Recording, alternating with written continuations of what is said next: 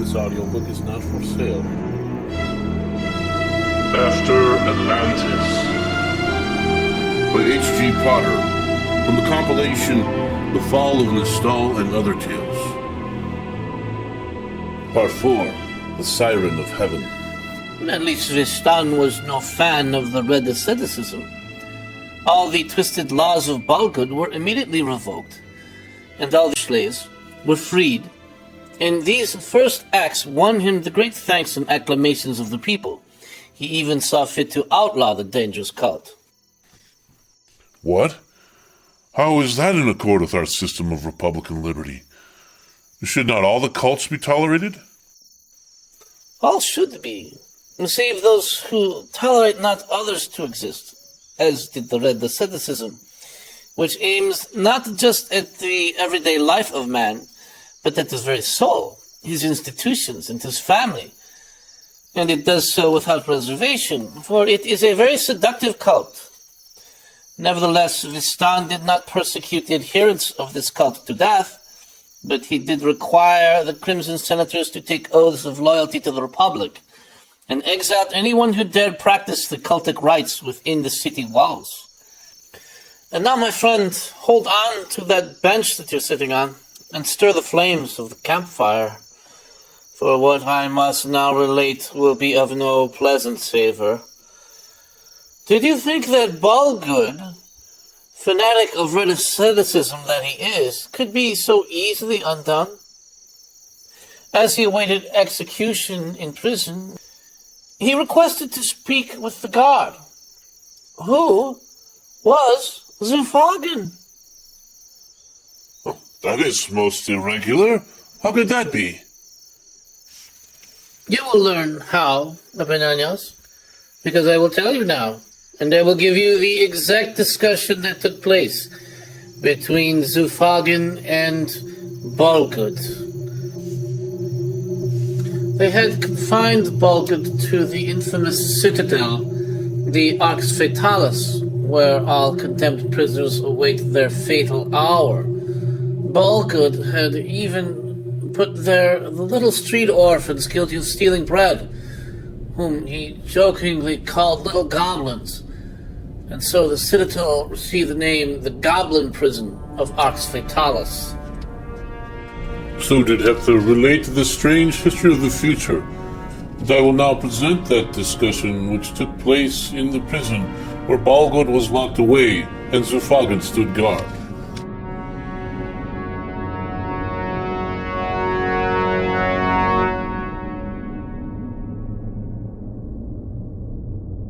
Zufagin!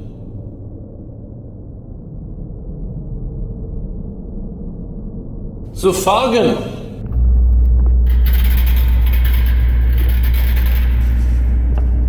My lord, may the gods give you pleasure.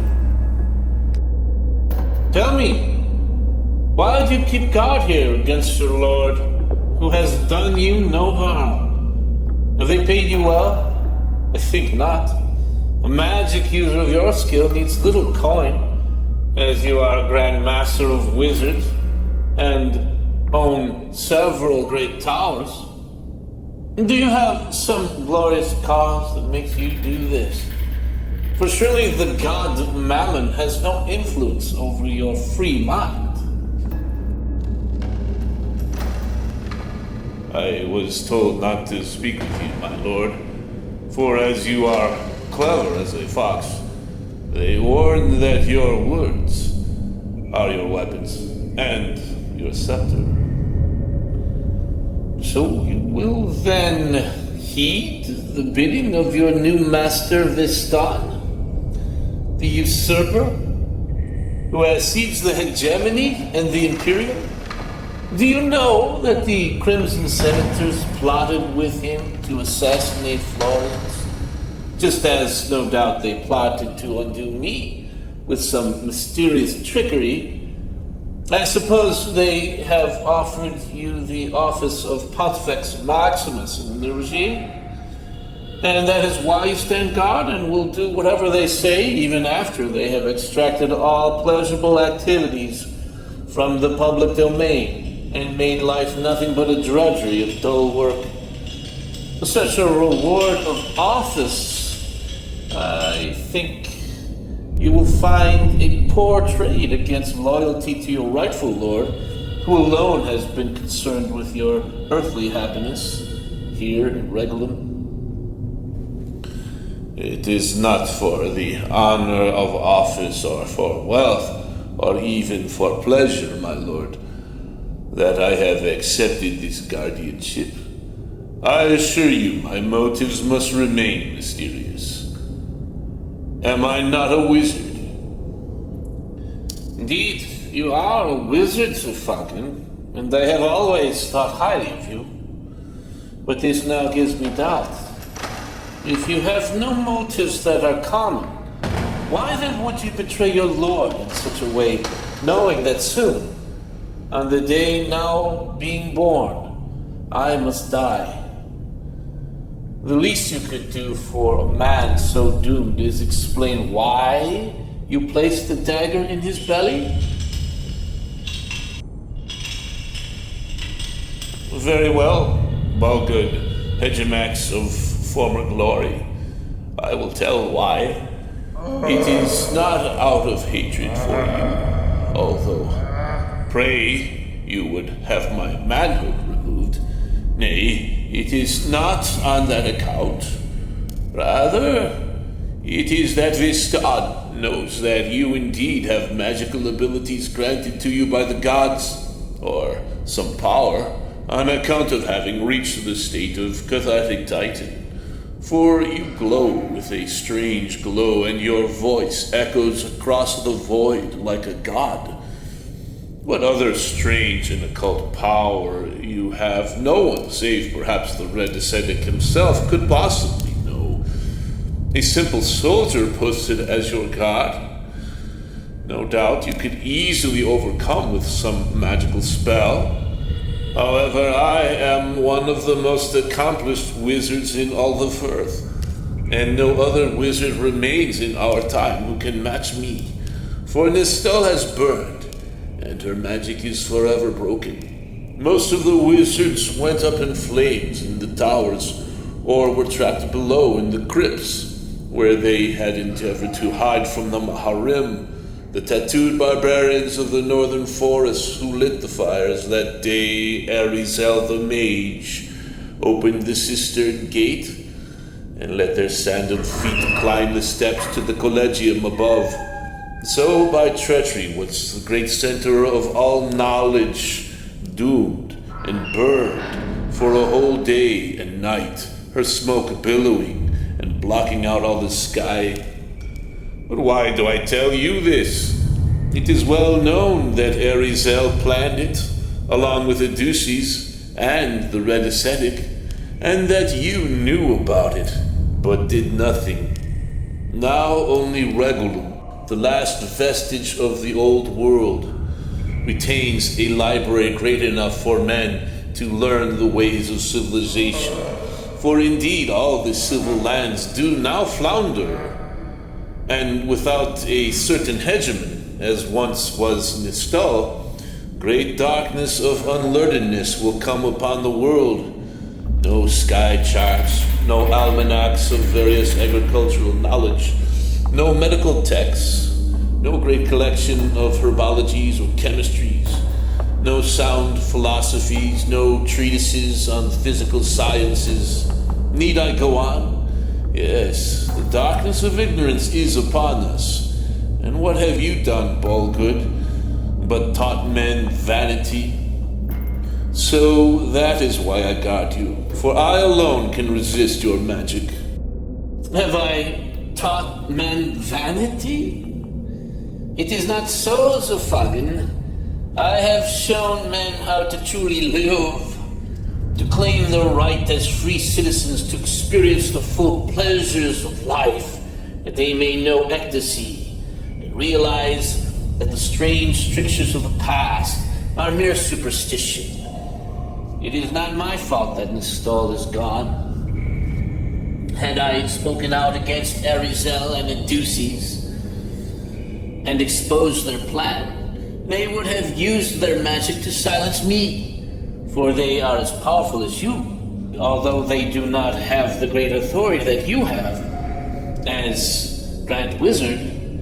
And with such authority, why do you debase yourself by cowering to the likes of Vistan, a man who has been accused of having a hand in the assassination of Florians? You do his bidding as if he were already voted hegemony by the people. He is but an uneducated brute that fancies himself a royal and boasts of it. A true royal would never have attacked a tribune in the hall of royal and noble inquiry, offending the gods. This we know he did.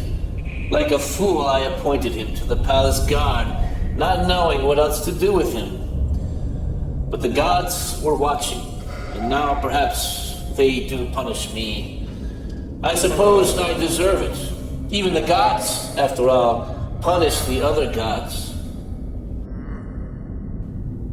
After your death, my lord, I will see to it that your name is not mocked, for your rule was not entirely unpleasant.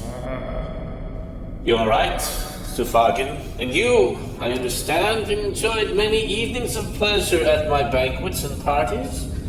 For I always invited you, for you were always great entertainment. But now the good times must end, my hegemox. All good things come to an end, as do all pleasures. Even your life will come to an end, wizard, someday. However, I am a god. If that means anything, it means that I am immortal. Tomorrow, when you see the executioner sever my head with his axe, know that I am not dead. Not dead? Of course you will be. No, Sufagen. I will live. You will see. I can make you live too, for I am a god. But you prefer to serve the donkey Vistan instead, fawning after his delusion that he is an ancient Roman king. I will laugh from the heavens as I watch. Then you will die and be seen no more upon earth or heaven, but become a mere shadow. For you betrayed your lord, and the gods will assign you just retribution. I do not serve Vistan. This is just a temporary job. Vistan promised that if I did this guard duty, he would reward me well. Not with silver and gold, nor honor, nor pleasure, but with the satisfaction of vengeance. Vengeance? Indeed, my lord. In return for this brief service of but one day, I will accomplish what for years I was frustrated upon, to have my vengeance against Arizel and the Red Ascetic. Vistan will be placing their names on the proscription lists, to be published in all the provinces and beyond, and they will be arrested at once, probably still in bed when they have no thought to put up some spell to protect them. So will they be executed, and will be told, Sufagen sends his regards, but he cannot suffer enemies of the Republic to live. Ah, what great glee I will very soon now have. So that is why? Forget it, Sufagen. Do you not understand that those lists are ignored? I cannot tell you how many times I had lists prepared and had them posted on all the public buildings. The name of many enemies of the state were published and proscribed. The people ignored the lists, and no one would give information. It's because of the mad and scared dogs. They operated always in the background. The people feared if they gave up someone. They feared that the mad and scared dogs would come knocking. for that wicked association of traditional moralists is now everywhere and in every province, and comprises half the population. Oh, that they would see the error of their ways. How many brutish criminals have been protected because everyone on the proscription list are now thought to be members of that vile organization, be they or not. So no one is going to turn in Arizel, my friend. Nor would anyone dare arrest him if they could get his location, or the Red Ascetic, out of fear of their magic. Vistan has not been honest with you. Now, I am truly perplexed, my lord, if what you say is true. It is indeed.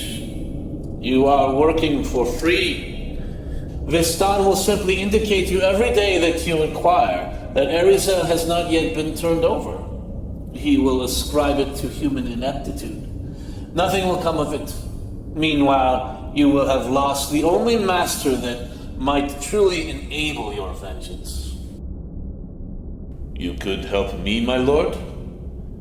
They say that vengeance offers to the soul freedom from bitter resentment and unhappiness. If this is true, it must be provided for you. Man must not be without pleasure. Pleasure that peace of mind provides. As our noble teacher Lucretius so nobly sang, "But were I to help you, I should expect also help in turn from you, my friend." What is that, my lord? Tell it to me quickly, so that quickly we may hasten to new plans and new resolves.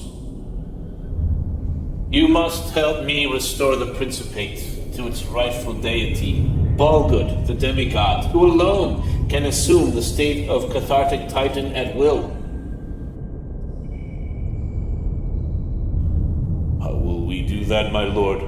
For you are locked within that cell by adamantine locks, and we cannot go safely through the streets of Regulum, as you will be noticed, and you need an army to go up against Vistan. An army I will have. It is certain that news of Vistan's usurpation has not yet reached beyond the frontier to the outer forests of our legions, the 12th, the 13th, and the 6th legions. Being the most powerful outside of the provinces, we will make haste to the 12th legion and take command, and bringing in the other legions, as many as 8 of them, we will oust Vistan and restore the Principate. I do not understand how, my lord, to move an army like that across the continent and supply it for war takes considerable monies. Coinage that you do not have access to, for the treasuries are now closed to you. I do not need the treasuries. They are nearly depleted anyway, as Vistan is the inheritor to that mess.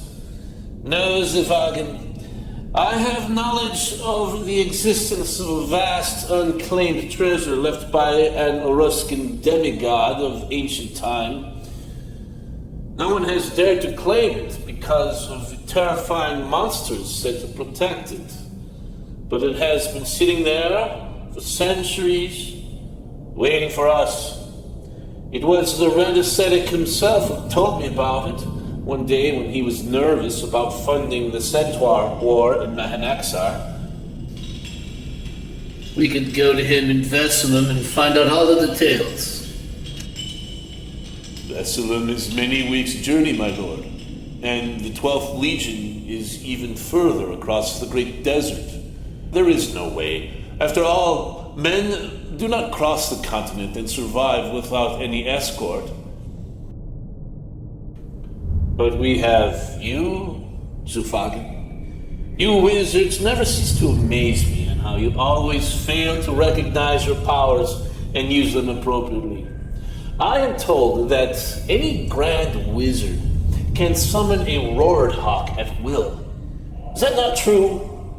The giant birds can easily get us to Vesselum this very night. Roared hawks? No, my lord. You have obviously been reading tales about wizards from the ancient times. We do not use roared hawks anymore.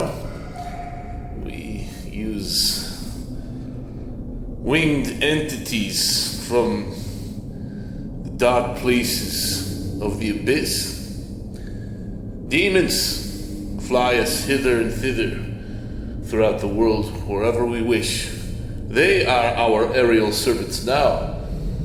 Such an aerial servant I myself can summon for us, and he will bring us to the necessary place at the necessary time to do what is necessary. However, there is one thing that is also necessary to summon the creature of the abyss, that winged aerial demon. And it is a great spell must be made. It is an evil that I do not think that I am capable of, my lord. Not capable of? So you are not capable of saving the Republic? You would not do such an act? I'm sorry to hear that. No, my lord, we cannot allow such blood to be offered to the abysmal creatures of hell and death. Oh, that is too bad, Sufagen. I suppose that tomorrow I will be executed and go to my reward in the paradise. However, you will be thrust down into the darkness and abyss, there to be tormented forever for your crimes, because you're not a god. You will never become a god. It is too bad, because you could have been a god at my side. We could have both been deity of sorts. A team, like Castor and Pollux. But it is not to be. I suppose that in future years Arizel will become a god and will be worshipped by the people for his many tricks. But you will not be able to enjoy anything like that, because you cannot do something for the greater cause of freedom and pleasure for all men. That is fine. You will be forgotten forever. Maybe that's what you want. Arizel will become a god? How could that possibly be? Yes, Fagen, I'm afraid that is true. My informants tell me that even now a petition is going around in the province of Gohha, his birthplace, that he be declared a god by the Regulian Senate, since he single-handedly, apparently, was instrumental in the fall of Nystol, great rival of our hegemony. And so we look forward to the day when he will be so proclaimed. However, were I to be restored as Hegemox, I alone could very easily prevent such a proclamation. My lord, perhaps I have been too scrupulous in my thoughts concerning what I am capable of. Zufagen, I'm sure that there is someone around here that can help you with your spellcasting needs. I will see to it, my lords. But please consider that I will certainly have my license revoked by the Ammouric Soothfold, that commission of the church which prescribes which magics can be used and which cannot. This is strictly forbidden. It is a kind of abysmal magic, and they certainly will find out about it. I will not be ever again allowed to use magic. Do not worry, my friend. We can, I'm sure, place our own men on the church commission, for the Ammouric church is no longer on guard as it should be. And they will certainly look the other way when the complaint comes in about you. And now, Sufakin, please use your lesser magic to rust out this lock, for it only is painted to look as if it were adamantine. It is certainly not.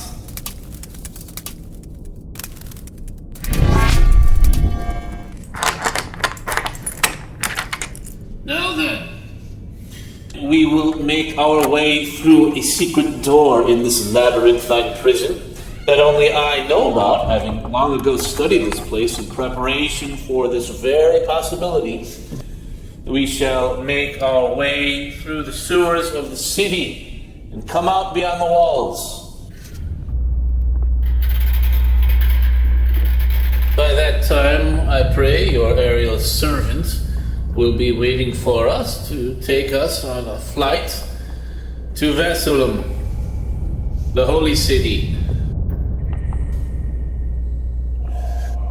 There to accost the Red Ascetic and extract from him the information we need about the treasure in that distant place far away. My lord, the Red Ascetic cannot be taken by force, magical or otherwise. He is most clever, and not only double-crossed me with the help of Arizel, but probably also has betrayed you. He is most clever, fashioning by cloud a phantasm of me and causing it to claim the unmanning of the citizenry. What devilish trickery! No, my lord. In that I can inform you correctly. It was not the Red Ascetic who played a trick on you. It was another. Who, Sufagan? Tell me who it was, if you know. By the gods. It was a man you had written off long ago. One Epinanias of Asosmos. Nepinanias? That old prude? A mere historian. A man who sits around and reads old books and picks his nose. How is that possible? I thought I had to read the principate of that sorry excuse of a human being. How did he do it? Magic? No, my lord. He hired me to accomplish a special plan of his. I was extremely bored last week. I needed work, not for money, but to get my life back into what it should be.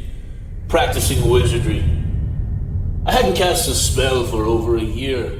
Epinanias hired me to go on an expedition and to use my magic to capture a subterraneous denizen far below the surface of the world. I went down there with several experts and we tracked down a very rare specimen, a humanoid creature called a duplavagus, a doppelganger, that is. Epinanias said he wanted it for some project he was working on, wanted me to capture and bring it up to the surface so that he could interview it. I thought it rather odd, but we did the work anyway. After it was over, I noticed Epinanias talking with one of the mad and scared dogs. So I was suspicious that I had been used. Now I know that I had been. And their plan had been to duplicate our great Hegemax Balkan and overthrow the state. Clever Epinanias. Clever as always. Clever with words, clever with plans. When I return to power, I will immediately have him arrested and beheaded. Or, if by that time he is already dead, I will have his works confiscated from every library and noble's bookshelf and destroyed. He will not win immortality by fame, as did Homer or Achilles. Nay, he will win only infamy and disgrace. So let it be written, so let it be done. Now, let us off, you and I, for the moon is down, and we may do what we must, unseen.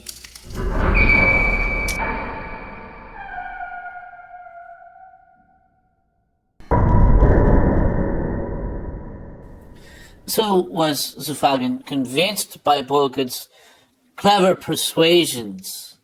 So did they enter into league with one another.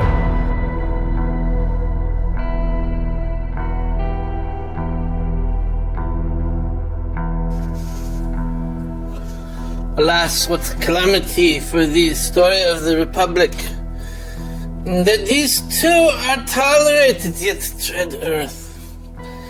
It makes even a faithful Ammouric like me wonder, Epenanias, that God in his providence allow them, for they stoop to such lowness as to offer innocent blood to gratify the powers of hell.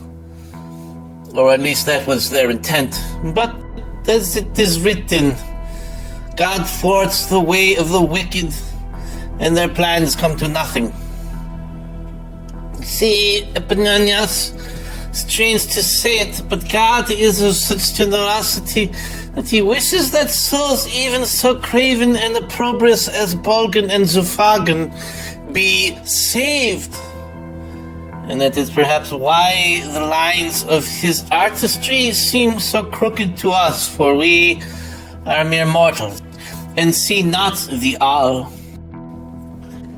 I cannot imagine that your God should be called good were he to ignore the horror of those plotters of iniquity that we have heard about this day. He does not ignore them, Epenanias, but neither does he call down fire upon them as they deserve. For something now would happen that they did not expect, nor could anyone have guessed that it might happen. And that is ironic, for it is something that happens every day. But it never had happened to Bolgud. You see, as they made their way through the Ark's Fatalist, Zufagin found it easy to capture an innocent child, malnourished and barely conscious, and placed him in a sack to be carried off to one of the diabolic pagan altars left abandoned in the forest just beyond the city walls. That altar had been consecrated to a most rare heathen demigod, Pan, and would serve well as an altar upon which to call forth the aerial servants from the infernal pit. And so things were going along as planned, and they crossed over the center of the tower within, a great cylindrical construction of many stories, which had a number of arched bridges overlooking a great cistern filled with murky water. On the stone terraced edges of the vertical walls, there could be seen the remains of humans that had died there. Parts of flesh torn here and there, bones cracked in other places. As our two heroes of the Republic, or should I say gods, passed over and were looking down, Bolgud stopped, and then he froze, not as one struck in fear, but as one struck by wonder. For as he looked upon the sight, he saw, in his mind's eye as it were, what he thought was impossible. He saw a destiny that he had not for himself contrived. For this female was of such exquisite beauty and gorgeous aura that he began inwardly to tremble, knowing as a certitude that no similar beauty had ever he beheld. But know also that this was not mere physical attraction, for Bolgud did have access, as you may already have guessed, to the most lovely women in all of Regulia. Indeed, he had his pick of them, and none had ever dared refuse him. Whenever he felt bored or lonely, the red ascetic had supplied his flesh with what he called foreign pleasure, sending him slave girls from the Kutal and Namaliel. So indeed, this must be ascribed to something more than the excitement of carnal passion, or even the stunning of the mind by a higher beauty. In fact, Balgud felt a kind of sadness for himself that such a being had eluded him for so many years, that perhaps upon having gazed at this angel, he had somehow missed something in his life. He had somehow gotten the meaning of things all wrong. So devastating was this presence, this chained prisoner, the sight of this chained prisoner, this beauty hidden away in the darkness, that indeed one could say all was at stake. Zufagin, though a fool in many things, at once recognized the look on Balgud's face, a look of great peace and carelessness, yet paradoxically a look of inner war and of resolve. Zufagin, sensing the great danger that destiny was proposing, motioned away to Balgud. Come, my lord. There is not time for dalliance with fair maidens. We have a legion to rouse and an empire to quell. Come, quickly, for the gods do not suffer well those who entertain a hesitancy when the fate of all is in question. Come! Do you not realize the danger that you put us in? She is not the beauty you imagine. Rather is she a Medusa to our plans, which indeed will turn to stones of woe and desolation. For Vistan, make no mistake, is playing for keeps in this chess match. Shut thy mouth, Zufagin, you old fool. Why would you speak in such a way in the presence of an angel? I will bring her out of this place. No, Balgud, do you not realize? She could turn us into Vistan. The Principate would be doomed without you. We will not be gods, for gods do not fall in love, and that is why they are gods. Do not imagine that you can love a woman and take her to wife. You are a god. You cannot serve after a woman. Even we who walk the wizard way must renounce mortal love. No wizard susceptible to a deep desire can long last. Do you not recall the story of Elkamenon, wizard companion of Duke Icon of legend, and the builder of the first tower of Nystol? How he was the greatest of all wizards, the most glorious, first of all mages, but that he could not quench his desire for that whore Lazaria, who spread her charms across the continent, betting one crown after another. In the end, what became of Elkamenon? The wizard withered away to nothing for a love so unrequited that it could not die. And so he became a cicada in the end, and joined that race of immortals who are not gods, but must in pain of love's labor lost ever remain. Fight against this heresy of your eyes, Balgud. Make your soul war against your flesh on this account, for I see in your face the very look described of Elkamenon of old, and that same dark destiny singing to you like an unholy siren. Silence. Listen. I hear her voice. She is singing one of the hymns of the Ammouri, one of the hymns of love. It is so beautiful to hear. Her voice is so sublime. Why does she sing? And hark ye! It is almost as if, as the legends say, the angels of the Ammouri join in with her. What possible crime could such a creature have committed? Be chained up here? And look how lovely are her eyes, which do not see me. That is all the more right, Balgud, for when she does see you, no doubt she will produce such an expression of horror and resentment that we will need Perseus' shield to guard us from it. Everyone knows who you are, my Hegemax. You are so easily recognizable She will remember your reputation as a debauched playboy, being a pious and pure Ammouric, as is clear from her hymn.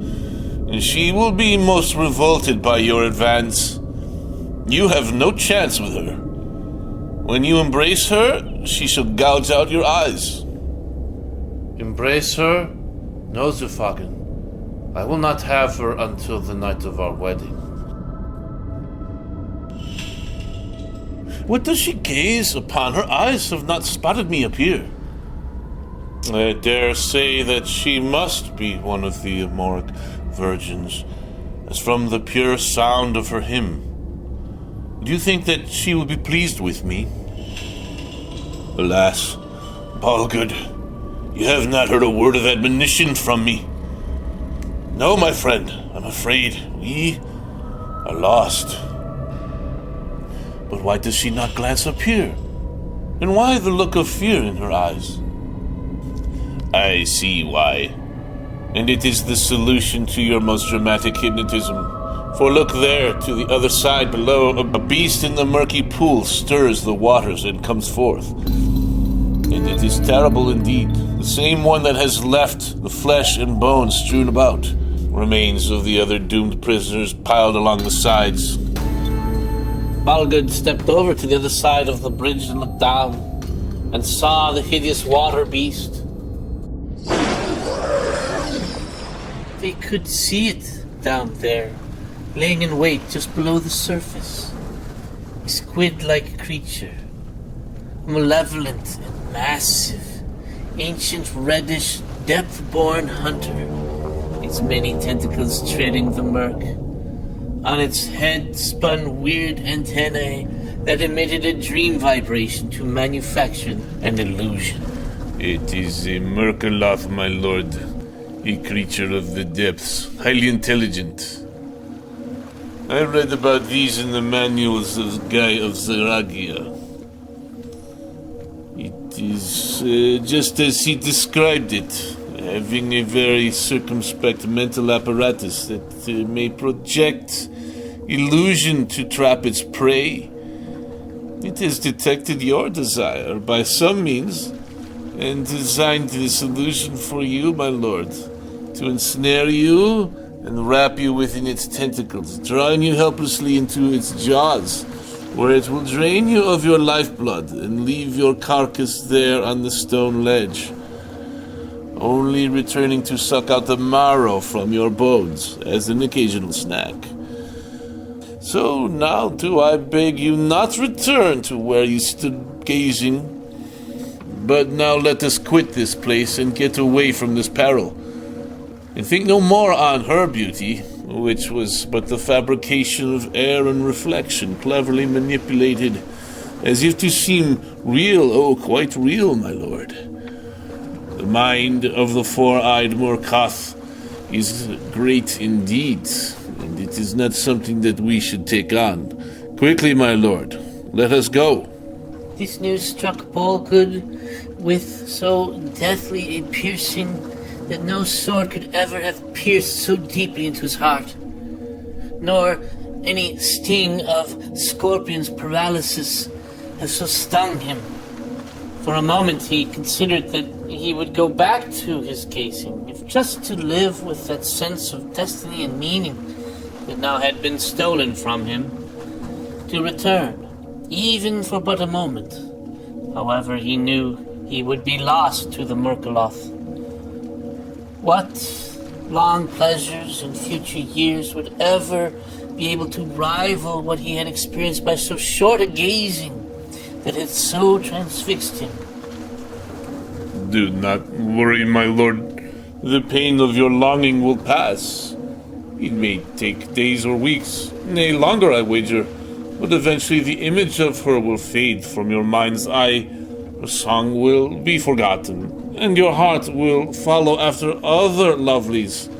And as a god, they will not be able to deny you. What use is it to be a god and never die, Zufagen? Or to achieve immortal fame? What sense of meaning do the Olympians themselves lack that they must toy with us mortals so. What offense did I ever offer to Venus or Cupid with his merciless shafts, that he must aim at me without pity? No, I will heed your wisdom, for although I would swear on the tomb of Maceon that she is real, I know that there are powers greater than I can imagine, entities like this hypnotic sea monster that come from the ancient and remote depths of time and prey upon men as if they were the deer of the forest. So I will go against all my soul and not turn back to look at that stunning angel who seemed to mend my very being. Nay, I will do what must be done for our people and restore the Principate. Therefore, now, avant! So off they went, making their way over the stone bridge to the exit of the Grand Gallery and Circuit. As they passed through the corridors of the Citadel prison, they heard a screaming from whence they had departed, a scream of terror of a woman's voice. What illusion maker is so crafty at his art that he can imitate the terror of a woman's cry, Zufagen? Now Bolkut had to decide in a split second. What would it be? Empire or love? Surely it cannot be both. Pass me thy dagger, wizard. No, my lord. Bolkut immediately seized the dagger from his belt and dashed back to the bridge and leapt into the murky pool, for he was yet athletic and had no problem with that. He swam and climbed upon the ledge. The creature now was hovering over the woman and actually tackled the many-tentacled thing, striking at it several times with the dagger. The sea monster, surprised by this sudden foray, could not manage to properly position itself to grasp Bolkut slowly. Bolkut looked over at the woman, who gasped and moved away.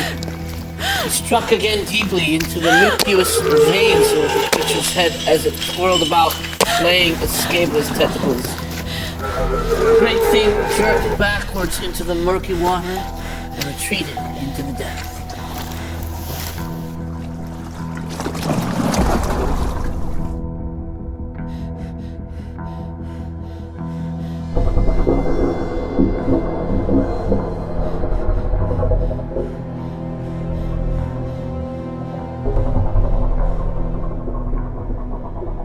It was the first time that Bolkut had ever risked his life for anyone. Certainly, he had risked his life in the Ataluran wars, then he risked his life for Regulum. Now he had found something to die for. In fact, he had found something to live for, besides mere pleasure. It's hard to imagine that Bolkut would actually do something virtuous like that. This is the history of the future. Do you not have faith? Please understand that even a man like Bolkut has something to offer. Or he may have been mistaken in his early life and not understood the true nature of things and been led astray and done many evils. And nevertheless, we have an example here of a man who is capable of such great virtue. Therefore, I urge you not to judge Bolkut too severely against his past, because you remember that he chose the red asceticism because he thought that it offered something greater in life, which is what he was looking for. And he did not find it until he was introduced by a very person.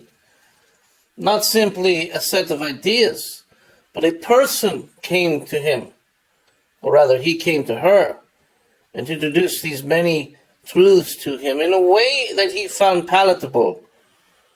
And this is what is most necessary. If Bolkut goes that route, I cannot fault him. I suppose it would be best to suspend any judgment, as it is not ours to judge anyway. is unfortunate. He could have been perhaps a worthy member of the fold of Eldari, as myself. However, as you say, it seems he was chosen for something else. So what was it that happened after that? Was there a civil war? What of Vistan? In this life, as you may have already guessed, Epinenios, vice reigns over virtue. The worst men are put in charge over the best men, and evil has sway over good. I suppose it is the way of things that should be accepted. But now, Balgud had a chance to change things. Although a man addicted to vice and selfishness, he still had the wherewithal to reverse course and take the right path, to renounce his sin of cruelty and of lust and of false religion, and become a just ruler. But it would take more than a mere intention of reform. And to have inquired also of Vistan, who was placed as hegemox by the Crimson Senators. Well, I think he was way over his head long ago. After all, he was the assassin of Florians. Yet this fact was hidden from the people, but it was not hidden from God. It came to pass that Vistan, in considering himself royalty, more and more sought royal privilege as hegemox, rights and honors not accorded to the office, and not in keeping with the republican system, but because they were of old, and the people resisted it. All the more he wanted them, because after all, Balgud had always gotten his way. However, Balgud never required of the people to lay out Zasburan carpets for him to walk on, or to drink only the rice wine of Nanthicantha, or feast on the roasts of the cattle of the sacred herd of Araham. Nor did Balgud ever demand to wear the ancient crown of Rumil, preserved in the Vrith Museum of Ancestors. That was the most outrageous request. In that, Vistan had gone too far, and he realized it. So before the magistrates could deny his request, he entered into the Vrith Museum of Ancestors with his henchmen and seized the crown and crowned himself on the very day. This now would shatter the Republic, for not only was Vistan requiring to be titled hegemox, but also king of all Rumilia. The people were in great conundrum, and when they resisted, Vistan declared martial law and oppressed the people by force, as there were many Vrith nobles in the ranks of the military whom he had illegally placed there. So now Vistan had gone from liberator of the Republic to master of the Republic and her overlord. And in all this, he had not even thought to cease the persecutions of his own people, the Ammouri.